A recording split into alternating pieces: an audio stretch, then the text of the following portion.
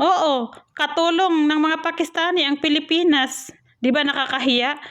Ang Pilipinas ba may katulong silang Pakistani? Oh, 'di ba wala? Ano ka ngayon?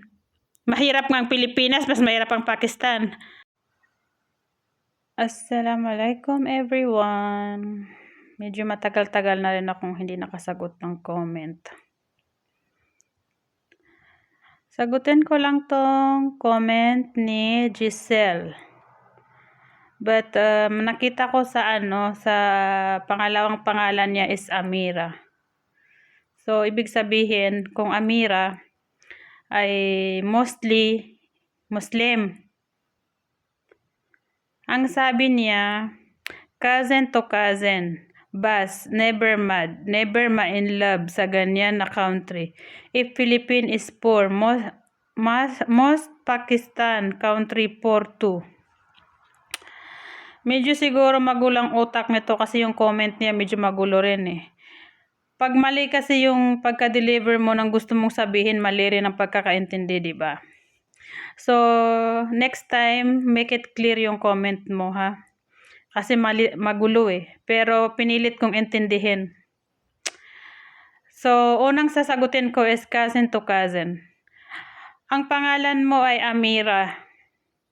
So, it means Islam ka o Muslim ka. Pero kung hindi, okay, regardless, naiintindihan ko kung ba't hindi mo naiintindihan yung cousin to cousin. Pero sa mga Muslim kasi hindi lang naman sa Pakistan nangyayari yung cousin to cousin. Kasi sa Pilipinas din, dahil alam ko yan, isa akong Maranao, cousin to cousin. Nangyayari din yan. So wag piling malinis, okay? And second, never ma-in-love. Sino ba namang nagsabi sa yung ma-in-love ka? It doesn't mean na may nag-post na magmahal ka ng Pakistani, isusundin mo. Kasi pag sinunod mo, na ayaw mo, ano ka, tanga. Alam mo ba yon? A Philippine is poor country poor too. Alam mo, sa comment mo pa lang, parang ka na, naligaw ka na ng landas. Okay, dyan sa comment mo na, if Philippine is poor, must Pakistan country poor too. FYI Miss Amira, FYI, economy lang nila ang poor pero mayayaman ang tao doon. Baka hindi mo alam.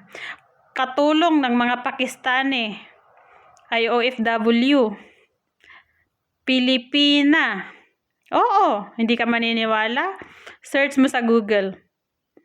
Ikaw, kaya mo maging kaya mo magkuha ng katulong ng Pakistani? Ang hirap kasi sa ating mga Pilipina eh. Hindi na nga naiintindihan ng mga nangyayari. Comment pa ng baluktot. Ayan, napapahiya kung minsan. Tayo yung napapahiya. Mahirap ang Pilipinas, pero mas mahirap ang Pakistan. Pero sino ang nangangatulong sa Pakistan? Di ba ang Pilipinas? Oy girl, $500 ang sahod ng mga Pilipina doon. Baka gusto mong mag-apply. I-hire kita.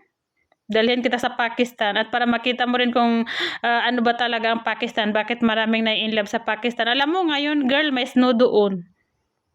Alam mo ba yon? May snow ngayon sa Pakistan, baka gusto mo pumunta doon, hire kita, gawin kitang katulong doon. Maraming pumupunta doon, girl. Nagdi-diet sila. Di mo alam yun, no? Tapos comment ka ng comment. Wala sa country yan. Gusto mo ng mayaman? Gusto mo ng Arabo? O di mag-asawa ka ng Arabo. Sino ba naman kasi nagsabi sa'yo na ma-inlove ka sa Pakistani? Di ba? Ganun lang ka-simple. Tapos ka. Alam mo yung feeling mo na ang taas-taas ng tingin mo sa sarili mo. Pero sa totoo lang, katulong ka lang din ng mga Pakistani. Katrabaho doon as a katulong. Di ba ang Pilipinas? Kaya wag bobo. Wag bobo. Kasi nakakagigil. At saka, yung sinasabi mo na napakamata pobre, masarap mo sampalin ng pera kung may pera lang talaga ako. Kaso pangarap ko din masampal ng pera dahil wala akong pera. Alam mo ba yun? Buti pa yung Pakistani ko, maraming pera, ako wala. Kagigil ka.